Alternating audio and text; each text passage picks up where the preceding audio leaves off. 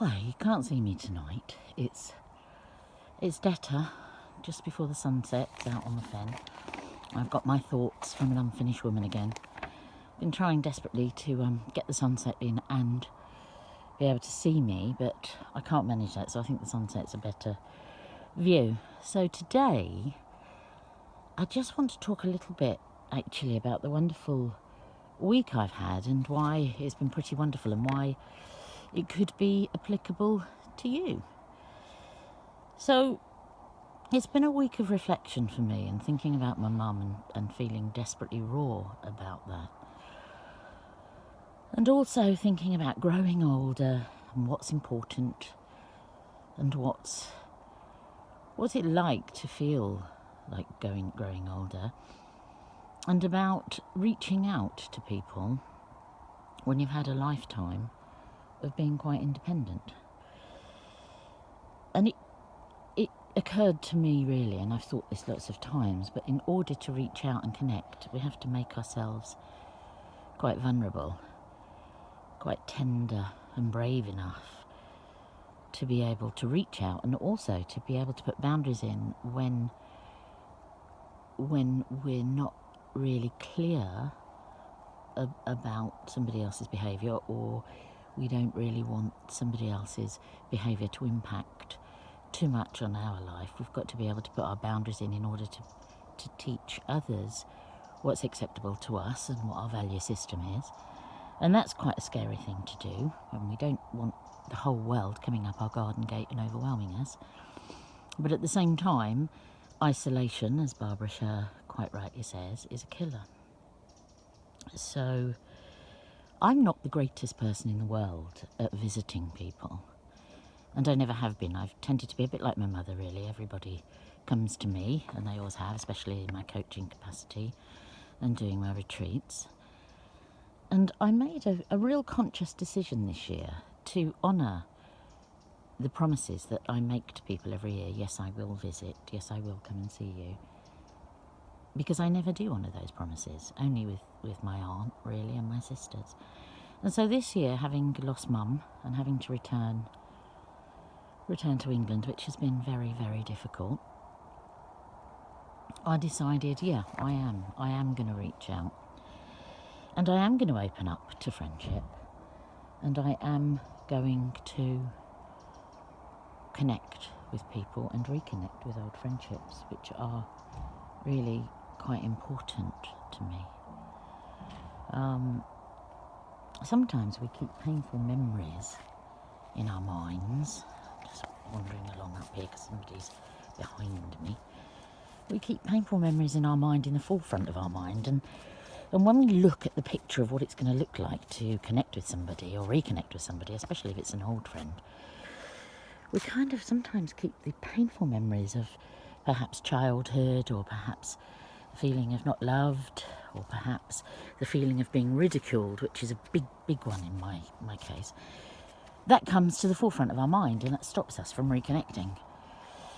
It also stops us from connecting with people. So this last 2 weeks, I've had a real kind of turning point in my life.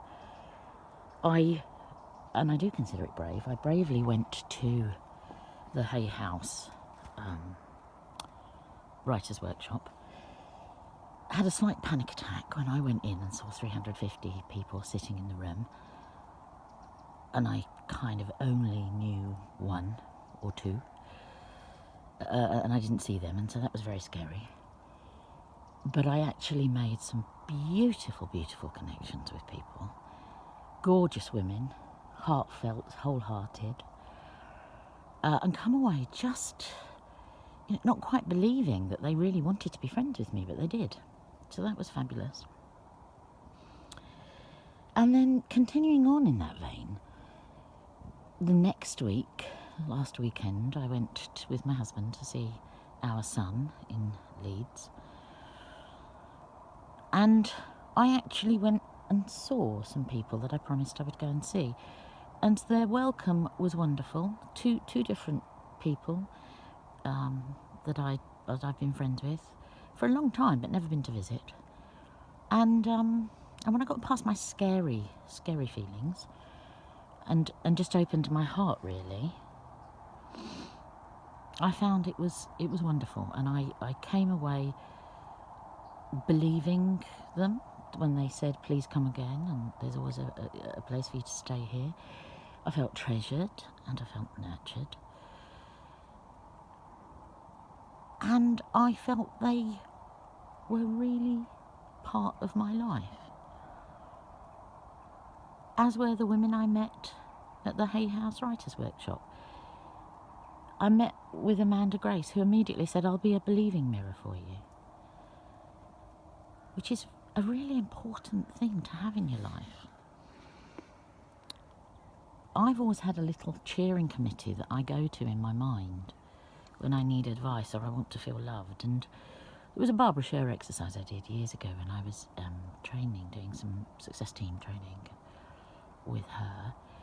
And on my cheering committee, I tended to have people I didn't know. Like Einstein is always on my cheering committee. And I always say, what do you reckon, Einstein? Maya Angelou is on my cheering committee. Oprah Winfrey, some strong women. My aunt. But that was about the only one I had who was kind of alive, actually. Most of everybody else had passed away, but was still on my cheering committee. And I could hear them quite clearly telling me, you know, what I needed to do. But what transpired after this last couple of weeks is I thought, I don't have to just have Einstein. I don't just have to have Maya Angelou. You know, I can have people who actually do believe in me if I choose to believe that. And that's the crux of it. Do we really believe when people tell us how great we are? Or do we throw the gift back at them and go, I don't know why? There was an incident at the Writers' Workshop where we were in huddles of 3. And a very kind of confident young man came along. He was a coach and a visionary, and I think he was a medium as well, or psychic. And a lovely, lovely, beautiful young woman was in my group. And when she asked him what he did, and he told her, she went, oh, wow. And he really knocked her back. There's no wow about it. Anyone can do it. You know, I just looked at this young man and I saw this lady crestfallen, and I said, she's just given you a gift. Could you just accept it? And I suddenly thought, how many times do I knock people back when they give me gifts of praise and courage and believing in me? And I knock them back. So after this wonderful week of friendship, and again today I reconnected with a childhood friend who I haven't seen for, I just don't know how many. I briefly bumped into her last year, but we were talking about when we were 9, you know. She was featured in my book yesterday when I was writing. And again, another one I've been friends with since I was 3 yesterday. And I also connected with somebody new. And that, didn't know how it was going to go. I was scared. We wouldn't know what to say, but we chatted for hours and it was lovely. So on the way back, I was listening in the car to a tape about letting go of tension, stress, worry and fear. And one of the exercises was to hold a pencil or a pen really, really tight in your hand. And just feel how tight that feels. And really hold it as tight as you can. And you can feel the tension throughout the whole of your body, not just in your hand. And then you had to let the pencil go, just loosen it. And after loosening it, you had to then just let it drop to the floor. And then feel the relief course through your body. And I kind of thought it's a bit like connection, isn't it? And reconnecting when you're frightened. Just let go of any old, preconceived, outdated beliefs that you might be holding on to. And just let those go and really reach out. Dare greatly, as Brené Brown says. And just open your heart to who wants to connect with you. And so my question to you today is, what will you let go of in order to reach out and connect with somebody this week? And that's kind of it, really. So it's me from the fen today as the sun goes down and wishing you all a really good weekend.